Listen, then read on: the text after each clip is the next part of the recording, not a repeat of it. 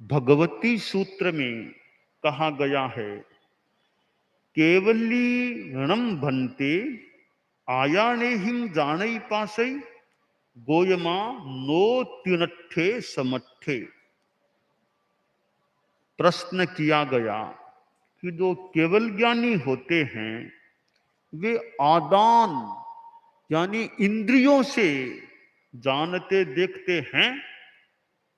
गौतम, यह अर्थ संगत नहीं है। जो केवल ज्ञानी होते हैं वे अतीन्द्रिय ज्ञान, केवल ज्ञान संपन्न होते हैं। और इंद्रियां, जो भाविंद्रियां हैं, वे क्षायोपशमिक भावजन्य होती हैं। चूंकि केवली तो क्षायिक भाव संपन्न हो गए हैं, क्षयोपशम भाव से ऊपर उठ गए हैं, इसलिए कुछ जानने देखने के लिए उनको इंद्रियों का उपयोग करने की अपेक्षा ही नहीं रहती है। जो केवली हैं फिर उन्हें सह इंद्रिय क्यों कहा जाए? वो तो क्षायिक भाव संपन्न है, सह इंद्रिय क्यों कहा जाए? केवली को सह इंद्रिय इसलिए कहा जा सकता है, द्रव्योंद्रियों की अपेक्षा आंख कान नाक, जो शरीर में जो इंद्रियां है हमें दिख रही है, पौद्गलिक इंद्रियां हैं, उनकी अपेक्षा से वे पंचेंद्रिय हैं। बाकी भावेंद्रियों की अपेक्षा से तो वे अनिंद्रिय हो जाते हैं। इसलिए कोई पूछे केवली क्या है, यानी पंचेंद्रिय हैं या नहीं, तो केवली पंचेंद्रिय भी हैं और अनिंद्रिय भी हैं। द्रव्योंद्रियों की अपेक्षा पंचेंद्रिय हैं और भावेंद्रियों की अपेक्षा वे अनिंद्रिय हो जाते हैं। तो यह जो इंद्रियों की बात है, केवली के लिए इंद्रियां एक तरह से अनुपयोगी हो जाती हैं। केवल ज्ञानी जो होता है वह मित को भी जानता है और अमित को भी जानता है और सब ओर से जानता है, सबको जानता है, सब कालों में जानता है, सब भावों को जानता है। हम लोग जो केवल ज्ञानी नहीं हैं वे अकेवली हैं, छद्मस्थ हैं। छद्मस्थ आदमी इंद्रियों का भी उपयोग करता है। अब इंद्रियों का उपयोग हमें किस प्रकार करना चाहिए और किस प्रकार नहीं करना चाहिए, इंद्रियों के उपयोग के प्रति हम क्या सावधानता रखें, यह एक महत्वपूर्ण बात होती है। 5 इंद्रियां हमारे पास हैं। इंद्रियां, ज्ञानेन्द्रियां भी होती हैं, आंख, कान, नाक, जिह्वा, त्वचा, जो ये 5 इंद्रियां हैं ये ज्ञानेन्द्रियां हैं। हाथ पांव आदि 5 कर्मेंद्रियां भी होती हैं। ज्ञानेन्द्रियां हो या कर्मेंद्रियां, इंद्रियों का उपयोग गलत रूप में नहीं होना चाहिए, जो व्यवस्था विधि है, और उनका सदुपयोग, धार्मिक उपयोग जितना किया जा सके वो करने का हमें प्रयास करना चाहिए। ज्ञानेन्द्रियों में हमारे पास श्रोत्रेंद्रिय है, कान है। हम कान का क्या उपयोग न करें?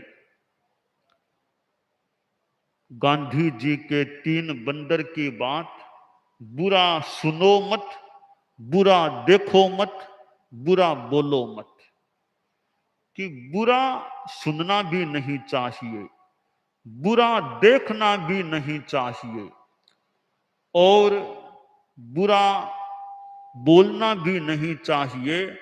और 3 बंदर की बात मैं चौथी बात कह सकता हूं, बुरा सोचना भी नहीं चाहिए।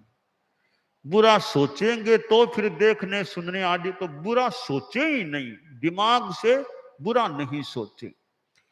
तो हम इंद्रियों का संयम रखें कि श्रोत्रेंद्रिय कान हमारे पास हैं, हमारी श्रवण शक्ति जिनकी ठीक है, तो वे ये सोचें कि कितने लोगों के तो कान होने पर भी वो पूरा सुन नहीं पाते हैं, ऊंचा सुनते हैं, श्रवण शक्ति कमजोर पड़ जाती है। हम तो सुन पा रहे हैं। हम सुनने में ध्यान दें, क्या सुने और क्या न सुने। बुरा सुनो मत। जहां दूसरों की निंदा हो रही है, हमें कोई मतलब नहीं है, फालतू बातें हो रही है, उन बातों में कान लगाकर सुनने में रस क्यों ले। दो आदमी अपनी कोई बात एकांत में कर रहे हैं, मंत्रणा हो रही है, एकांत बात हो रही है, तो वहां गुप्त रूप में जाकर के सुनने का प्रयास क्यों करें।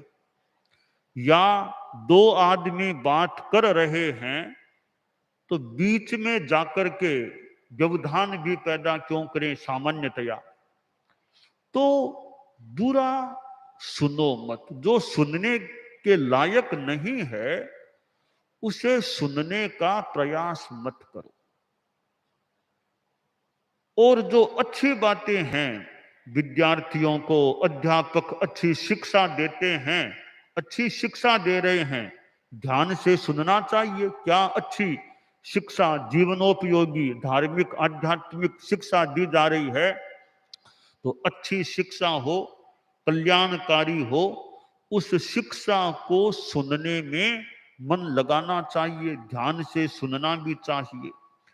विद्यार्थी प्रार्थना विद्यालयों में बोलते हैं, प्रार्थना याद है तो मान लो गा भी सकते हैं, मान याद नहीं भी है तो सुन तो सकते हैं। प्रार्थना तो खैर याद होती होगी बहुतों को, या होनी चाहिए जो धार्मिक आध्यात्मिक हो, परंतु और भी अच्छी बातें हों उन्हें सुनने का प्रयास करना चाहिए। तो बुरा सुनो मत, अच्छा सुनने का प्रयास करो। अच्छी चीज को ध्यान से सुनना चाहिए। अब चक्षुर इंद्रिय आंख है, केवल ज्ञानी तो इंद्रियों का उपयोग नहीं करते। हम कभी केवल ज्ञानी बन जाएंगे, फिर हमें यह शिक्षा देने की, किसी को कहने की जरूरत नहीं कि बुरा देखो मत। अब तक अकेवली जो हैं छद्मस्त हैं, उनमें भी जो विद्यार्थी हैं उनके लिए विशेष ध्यातव्य है कि बुरा नहीं देखना। देखें तो भी अच्छी चीज तो देखी जा सकती है। संतों के पास आए तो संतों के दर्शन करो, यह तो अच्छी बात है। संतों को देखो आंखों से, संत लोग त्यागी लोग हैं, तो अच्छी चीज को तो देखना चाहिए। या अपेक्षा होती है वहां देखना हो सकता है, तो नहीं देखने की चीजें हैं उन्हें नहीं भी देखना चाहिए। तो दृष्टि का संयम भी होना चाहिए।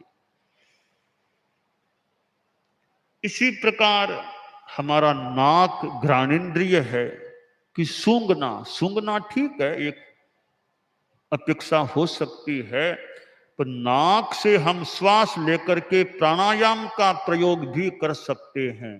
दीर्घ श्वास आदि अच्छे प्राणायाम, श्वास के प्रयोग भी हम नाक से कर सकते हैं। तो नाक का उपयोग एक प्राणायाम, वो भी संयम युक्त प्राणायाम करने में भी किया जा सकता है। रसनेन्द्रिय है जिसके द्वारा चखा जाता है, स्वाद लिया जाता है, स्थूल भाषा में खाया जाता है, पिया जाता है। तो क्या खाना और क्या नहीं खाना, क्या पीना और क्या नहीं पीना, विद्यार्थी हैं वे ध्यान दें क्या खाना क्या नहीं खाना। ऐसी चीजें ज्यादा मात्रा में खा लें कि फिर शरीर पर असर हो जाए। तो विद्यार्थी में खाने का भी संयम होना चाहिए।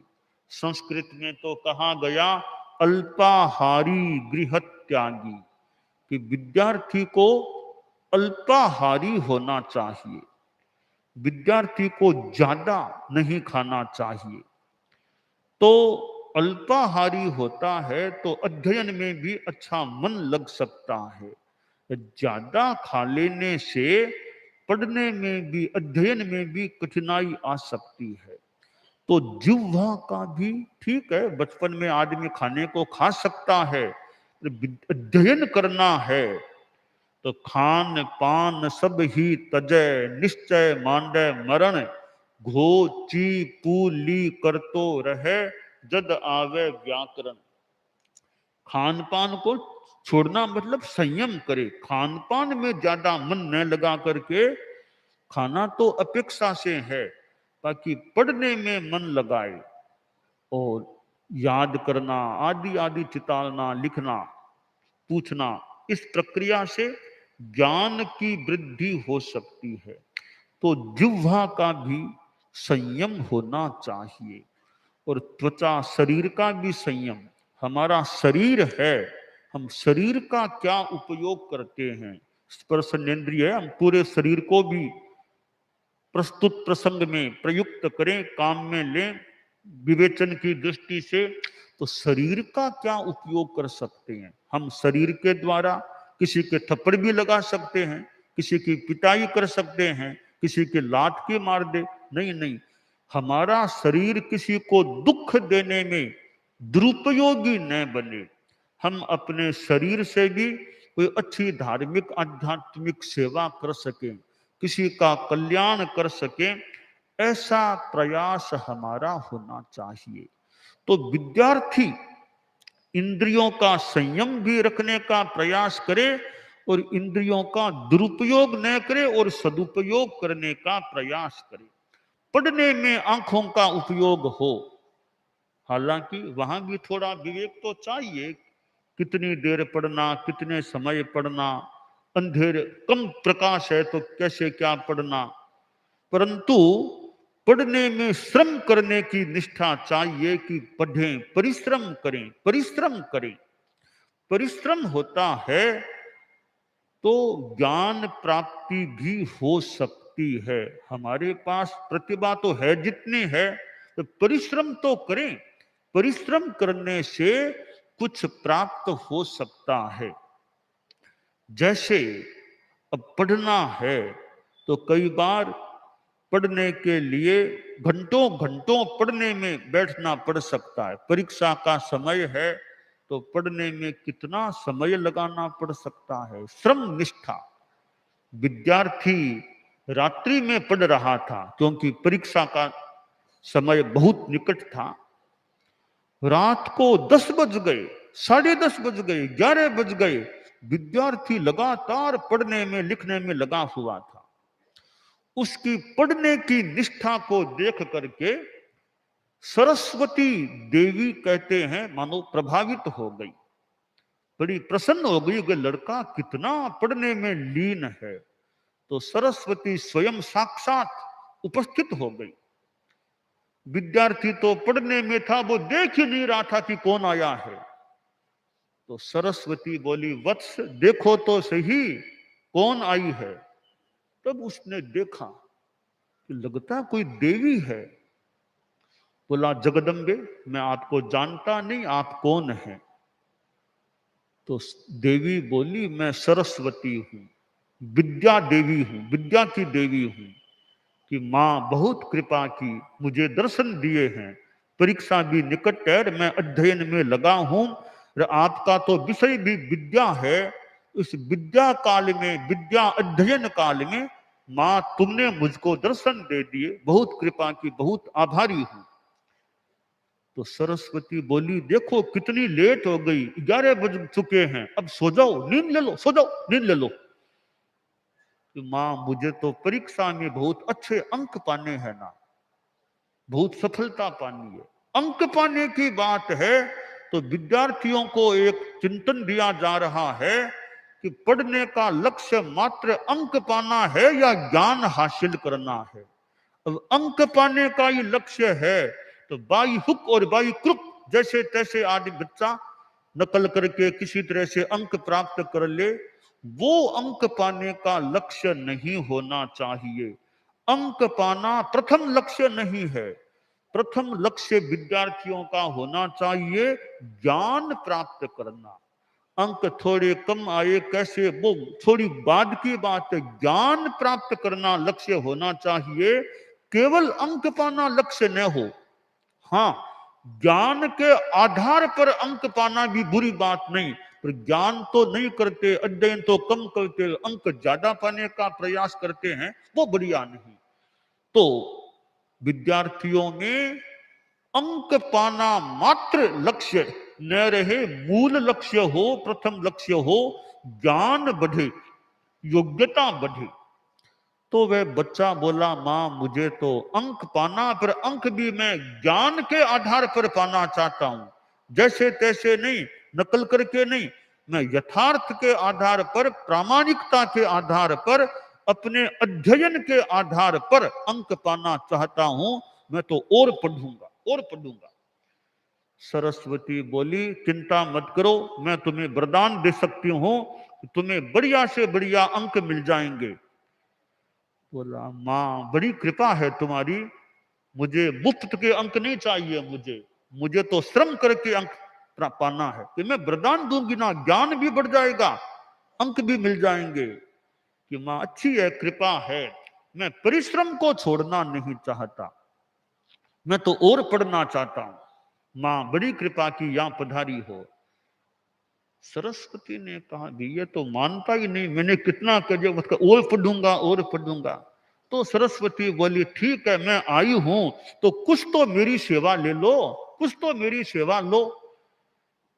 तो बच्चा सोचकर बोला, माँ एक काम कर दो, यह दिया जल रहा है ना, मैं दिए के प्रकाश में पढ़ रहा हूं, कोई पुरानी बात मान लो, आज से कोई 100-150 वर्ष पुरानी बात, गांव की बात मान ले हम। ये दिया जल रहा है तो माँ वो वहां तेल है ना, तेल ला करके इसमें डाल दो, दिया जलता रहे, मैं पढ़ता रहूं।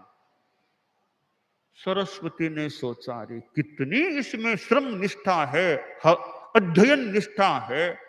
ऐसा बच्चा जो मेरा वरदान भी इसके लिए बाद की बात स्वयं के श्रम से आगे बढ़ना चाहता है। सरस्वती बहुत प्रसन्न हुई कि ऐसा भी विद्यार्थी है, ऐसे विद्यार्थी ही मानो मेरी शोभा बढ़ाने वाले हैं। तो विद्यार्थियों के लिए ध्यातव्य है, हालांकि यह तो विवेक की बात है, रात को कितना पढ़ना नहीं पढ़ना तो एक विवेक का विषय हो सकता है।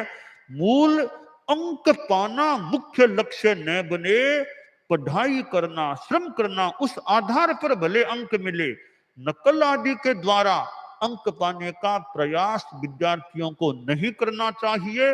जो अवैध तरीका है, गलत तरीका है, उस तरीके से पास होने का या अंक पाने का प्रयास नहीं करना चाहिए। तो हमारी चक्षु इंद्रिय है, आंख है, हम उसका पढ़ने में यथा औचित्य, यथा संभवतया उपयोग करें। मेरे हाथ में यह शास्त्र है, जैन शास्त्र है, भगवती सूत्र है, और भी बहुत ग्रंथ हैं दुनिया में। तो अच्छे जो शास्त्र हैं उनको पढ़ने में समय लगाएं, और जो अपना पाठ्यक्रम है, कोर्स है, उसको भी मान लो पढ़ना हो सकता है। तो हमारी आंखों का उपयोग हम पढ़ने में, स्वाध्याय में करें तो केवल ज्ञानी है, उनको जरूरत नहीं है आंखों का उपयोग करने की। तो हम तो अभी केवल ज्ञानी है नहीं, हम तो थोड़े ज्ञानी हैं, इसलिए हमें तो अभी आंखों का उपयोग करने की भी अपेक्षा हो सकती है। हम इंद्रियों का सदुपयोग करें, दुरुपयोग न करें, यह हमारे लिए ध्यातव्य है।